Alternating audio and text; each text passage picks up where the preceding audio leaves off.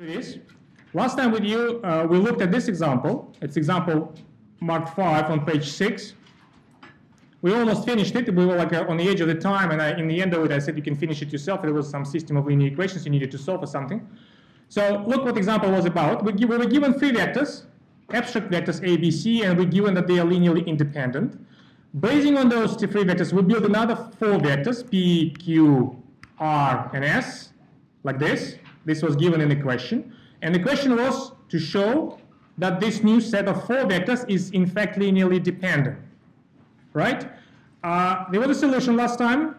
We have taken this linear combination, we equated this combination to 0, we did a series of manipulations, and we come up with a choice for the coefficients.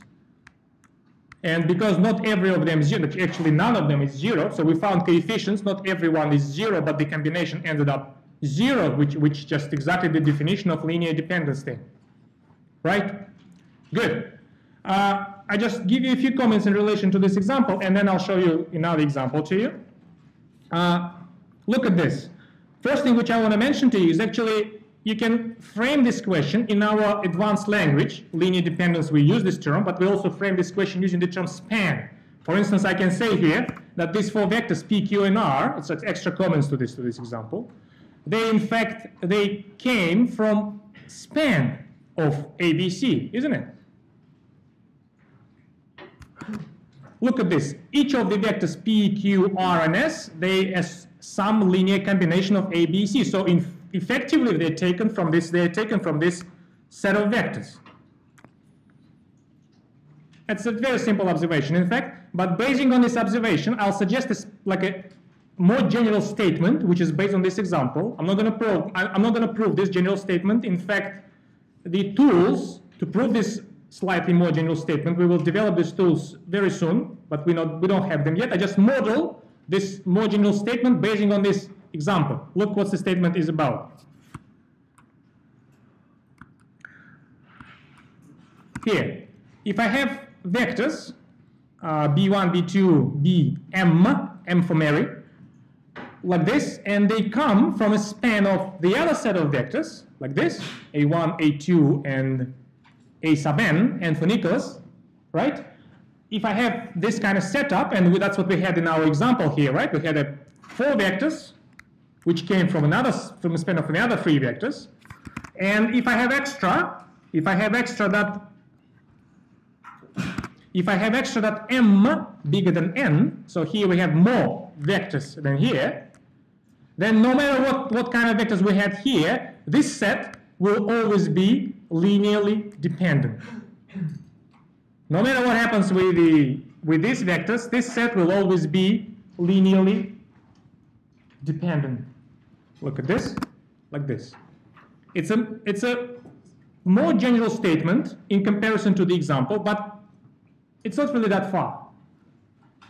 It will require more effort to establish it, but the example doesn't give us the idea. Or maybe actually it does give us the idea to some extent, but only the idea. The tools to develop this idea to a complete proof, we will see these tools a bit later. Right, now what I will show to you how this concept of linear dependence and linear independence, they actually can be effectively used for the area, which you know very well, and which seemingly doesn't have any connections with vectors, the area of complex numbers. It's here. I call this slide application to complex numbers.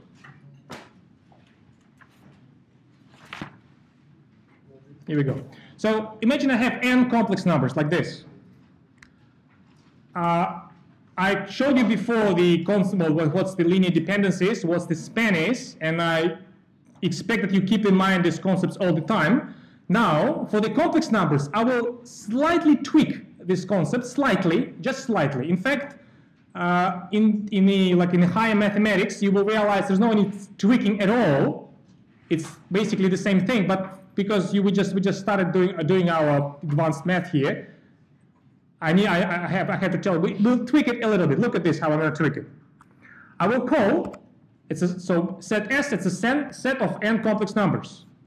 I will call a Q span of S. You see, it's like a span, but with a little sub-index Q, where Q stands for rational numbers. Q span of S, it will be a linear combination of these n complex numbers, like as if they were vectors. They're not vectors, they're numbers. But as if they were vectors, we take a linear combination and we think of our coefficients, the coefficients we're scaling with, we think of them as rational numbers. That's where the Q coming from. So we change our point of view on complex numbers entirely. We now think of them as vectors. Nothing wrong with that. I mean, besides that, it's like it might go against your beliefs in vectors, because you always were thinking vectors is like arrows or a triple of numbers.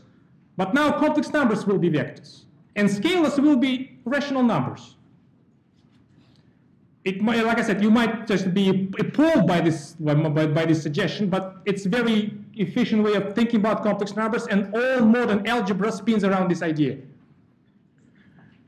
Let's just now see what we can do with that. Well, actually, I also introduced the idea of linear, well, I call it Q linear dependence. Again, because I will operate now as scalars with irrational numbers, and I will call this like this. This set is called Q linear dependent when I can produce coefficients like with vectors. Word to word, like with vectors. But the coefficients now rational numbers, such that not all of them zeros, there is one, at least one, which is non-zero, and such that the linear combination of my vectors, which are complex numbers this time, returns a zero vector, which is a zero number. Good. It's a slight tweak of our concept of span and our concept of linear dependence. Tweak because we just now think of complex numbers as vectors, and we think of rational numbers as scalars. But apart from that, that's the same idea. And in fact, this lemma, if you still copy, just take a take a momentarily pause. This lemma, this one, which is just mentioned here for you, it will stay true. In fact, you can actually repeat the similar argument, like this one, in that different setting. And we will use this lemma in a second for a very nice example. Look at this. So I come back to my complex number application. First, I give you a very simple example. Let's look at this set. Imagine I have a set like this of two complex numbers, 1 and root 2. So I think of these two numbers as vectors. It might be very, very disturbing thing this way for you, but that's what we do now. What I claim is, do I claim this? Yeah, what I claim is that this set is Q linear independent. Let's just see why it is so. It's a very simple thing. Let's just look at this. Imagine I took a linear combination of my two vectors with two coefficients, alpha and beta, like this. So alpha and beta, they are coefficients, they come from rationals. And imagine they are linearly dependent. So if we just assume this opposite of the conclusion, it means that one of alpha or beta non-zero vectors, let's just think about that alpha is non-zero. What happens if alpha is non-zero? If alpha is non-zero, then obviously the beta is also non-zero, right? Because if alpha is non-zero, this complete thing just disappears, and you have beta times root 2 equals 0. It means that beta is 0. Right? So if alpha is non-zero, beta also must be non-zero. Sorry. This is a correct implication. I explained it wrong. I have to repeat it. If alpha is non-zero, beta cannot possibly be 0, because if beta is 0, alpha also must be 0, right? If beta is 0, this thing vanishes, and you have alpha equals 0, full stop. So if alpha is non-zero, then beta is non-zero, and then you continue this line, and if beta is non-zero, you can solve this line for root 2. And if I solve this line for root 2, the solution will be like this. And it turns out to be a rational number, which is wrong, we know it. So this assumption which brought us down here is a wrong assumption. Alpha cannot be non-zero. What about beta? If beta is non-zero, we can start this line from this point, and that again will bring us down to this conclusion. So none of these coefficients, alpha and beta, cannot possibly be assumed non-zero, because both of these assumptions separately leads us to contradiction. To root 2 is not a rational number. That's why the independent, the only possibility for alpha and beta to make this identity true is 0 and 0. That's why this set is linearly independent. You see, you knew this fact that that the root 2 is an irrational number. You knew this fact very long time ago. You see how we just look at this simple observation from the totally different angle, from the angle of linear dependence, linear independence, and spans. Let's just take it further. Look at this. Similarly, and I'll skip the details, I can consider this set of numbers, or this set of vectors, 1, root 2, root 3, root 6. And similarly, I'll skip the details here, you can conclude that this set will also be Q linearly independent. It's a bit harder to reason, this further statement, but idea will go like this again. Although in higher algebra they have actually very neat, very beautiful way to establish this kind of results without doing these elementary considerations. But that will be for those of you who will continue higher algebra study here. Good. Right. I think these two examples, simple examples, gave you the understanding what's this Q span and Q linear it's too far. Q linear independencies. Now I'd like you to look at the statement like this. I call it a lemma. And look what the statement is about. If I take two elements, look at this. If I take two elements Z and W from a Q span, of this set S, in fact we just talk about this set now. If I take two elements from this Q span of this set S, then the sum of these two elements, sum of these two complex numbers, the product of these two complex numbers, and the quotient of these complex numbers will also be in my Q span of S. S is this set, of course. I'm just talking about this set. We don't talk about any generalities or any abstract result. Just this set. If I take a Q span, if I take two elements from the Q span of this set, the sum of those elements, the product, and the quotient will be also element of this Q span. I'll give you some hint why it is so. I call it idea of the proof. It's not the idea of the complete proof. And actually, there are three statements here which you have to look at. I'll look only at only one statement, the product. The idea for this proof is, it goes like this.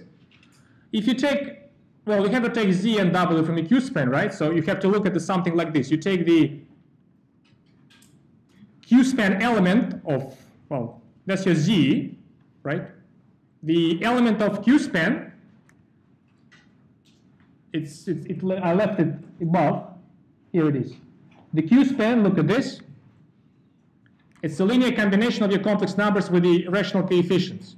So an element of this span will look like this. If you take this element and if you multiply this element with another element like this, with the different coefficients, if you multiply them, I'll skip some details. If you just expand these brackets, you will have lots of possibilities to it. Well, like when you multiply each by each, you will have 4 components here, you will have 4 components here. When you combine them each by each, you will end up with how many components? 16. And every time you will multiply root 2 with root 2, root 2 with root 3, root 2 with root 6. Every time you do it, you will come up with some sort of root. But it will be, again, one of these roots. You will not come up with any other roots beside these 4. Right? For instance, root 2 times root 3 will be root 6. Root 2 times root 6, it will be 2 times root 3, right? Rational number times root 3. So if you expand this, and I'll skip the details, you will end up with some linear combination of the same set of roots. This set of roots. So you will end up with the element from a Q span of S. You see how easy it is? The hardest part in this lemma, the hardest part, which I will skip this time, and that's the part for the higher algebra, is the quotient. The reason for the quotient is it's not elementary. It's something which requires higher tools. At this stage, I ask you to believe it. If you take the quotient of two complex numbers like this, structured like this, if you take the quotient of these two, not the product, you no longer have simple things like expand the brackets, but still there is a very nice argument, which probably you'll see in higher algebra, that the quotient will also be just a combination of 4 roots like this, with slightly different rational numbers. Good. I think now we're all set to see a very good example.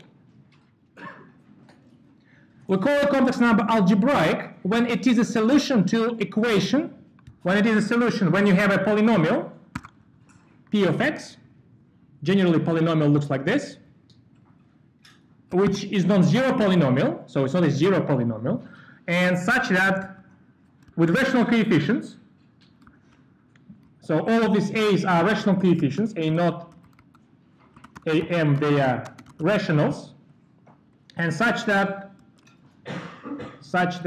p of z equals 0. So a number is called algebraic when it is a solution to a polynomial with rational coefficients. If you didn't see this concept before, you saw lots of examples of this concept. For instance, root 2 is a typical example of the algebraic number, right? Can you produce for me an equation or a polynomial with rational coefficients such that root 2 is a solution to that polynomial? X, the easiest one, of course, is x, this polynomial. X squared take 2. Right? It's a polynomial with rational coefficients, and root 2 is a solution for that. Another good example, root 3. What would be the easiest polynomial for which root 3 is a solution? X squared minus 3. X squared minus 3. Yeah, that's the polynomial. It will be harder for you to give me the answer, give me an example of a complex number which is not algebraic, in fact. Does anybody know a number which is not algebraic? A number which is not a solution to any polynomial? Yes. Pi, you said? What's the I? E, you mean exponential? Yes, exponential. That's one of the examples of non-algebraic number. P, the Greek letter P, the one which is the circumference, which connected with the circumference of a circle. That's the other example of the non-algebraic number. The proof actually very difficult for that. I never seen the proof. I only heard the rumors. It's a horrible proof. Yeah, but there is a proof for that. In fact, it's much easier to show that there is some non-algebraic numbers rather than just this particular two, P and E. They are non-algebraic. Right.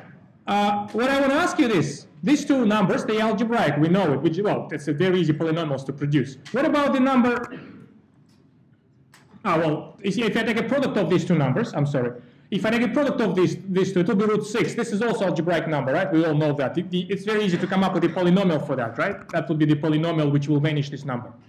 However, what do you think will happen if I ask you, what if I take the sum of these two numbers? Is it algebraic? Yes. Why? How is this connected with the algebraic numbers? No, well, yeah, there's a long shot. Yes, it is connected, but how is it connected actually?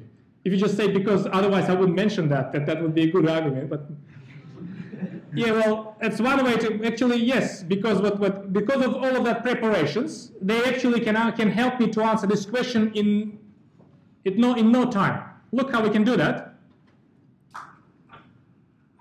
Look how we can do that. If I call this number z, it's a complex number, root 2 plus root 3. What I can do now is this. What I can do now is this. If I can do that. I can look at the numbers like this. I can look at the number 1. I can look at the number z. I can look at the number z squared. And I can look at the number z cubed. Actually, I need another number. And z4. So I set z to be this number. And I look now at these 5 numbers. 1, z, z squared, z cubed, z4. Right? You can do the arithmetic, you can compute all of these numbers, like I find the Cartesian form for that, but we don't need that. What we do need is this observation. Listen to this. This number z, it came from the Q span of this set S, right? This set S, which is to the left here. This set S. I need to zoom out for that. Yeah. This set S. This number z, it obviously came from this set S. It's a simple combination of this root and this root. According to this lemma, if I multiply the elements of this Q span of S with itself, I will stay within this Q span of S, right? So all of these numbers, all of these 5 numbers, which I put here in front of you, they also the elements of this span Q. We can see this without computing them actually, because we have this lemma now. However, if you look now at if you remember the lemma which I mentioned here, I'll show you this lemma again. The lemma which I mentioned here, completely irrelevant seemingly to this complex number stuff, this lemma, remember? If I take elements from a span, and the number of elements bigger than the number of elements which produce this span, the combination will be linearly dependent. Keep this in mind. Back to the complex numbers. Back to the complex numbers. Look at this. I took, how many vectors I took from my span? 5, didn't I? And how many elements produce this span? 4, don't they? 5 elements from the 4 span set, they must be linearly dependent, right? That's the lemma which I just showed to you. So they are linearly dependent, which means there are coefficients. There are coefficients. Rational numbers, they Q linearly dependent. It's a rational coefficients. Not all of them zeros, such that this combination, this linear combination, is 0. Isn't that the polynomial we need, right? We need to see that this number is algebraic, isn't it? Which means we need to find a polynomial which will vanish this number. Here's my polynomial, which come from the linear independence considerations. Did you understand that? This lemma which predicted that these vectors will be linearly dependent, it doesn't supply us the way how to find these coefficients. It doesn't. But it gives us the principal conclusion, yes, there must be coefficients which will vanish this linear combination. So if I take this polynomial with these linear coefficients, with these rational coefficients, this polynomial will vanish by √2 plus √3 number. I have 2 things in relation to this. You can possibly, in fact, the notion of the algebraic number for you is rather new for you, and that's why you probably, none of you actually suggested that this particular number can be argued elementary. We can argue this number elementary, like this. I have a space here, I'll show you. In fact, we can find a polynomial which vanishes this number directly and explicitly. I'll show you this. We can do it like this. We can say, if I go z square, or z square obviously is something like this, right? That's my number z. If I square this number with the binomial formula, that will be 2 plus, I'll give you the result. I do the math in my head. So it's a root square of this plus square of this, it's 5, right? Plus double product, it will be 2 √6, right? If I now change this a little bit like this, z squared take 5 equal 2 square root 6, if I do it like this now, and if I now square this equation again, left hand side, right hand side, on the left hand side you have z4, take 10z squared, plus 25, equal 4 times 6, it's 24. Here's my equation. If I now move this 24 on one side, it will be z4, take 10z squared, plus 1 equals 0, right? Here's the polynomial with rational coefficients, which vanishes my number z, isn't it? I mean, if I take this number z, this one, if I plug it in here, it will be correct numerical identity, right? It's a solution to this polynomial. That's why it is algebraic. It's like the alternative proof, not this advanced proof with the Q span, Q linear dependence, but very elementary one, the one which you can come up right here. Everybody agrees with that? Good. Now try to come up with the elementary for this number. Try to do that. The advanced way, this way, because of this extra thing in my lemma, that the quotient of 2 elements in Q span is the element of the Q span, it will go right away the same way. You take the 1, nothing will change in fact. I'll take 1, I'll take z squared, I'll take z cubed, I'll take z4. All of these numbers, it's a quotient of 2 elements of the Q span. All of them will be in my Q span because we have 5 of them and this span is based on 4 vectors. They will be linearly dependent. That's why I can produce the coefficients which will vanish them in linear combination. But if you try to do elementary, try it. That's another example why this advanced method, they're much more superior to the elementary ones, although the elementary for you probably easier to find at this stage of your mathematical career.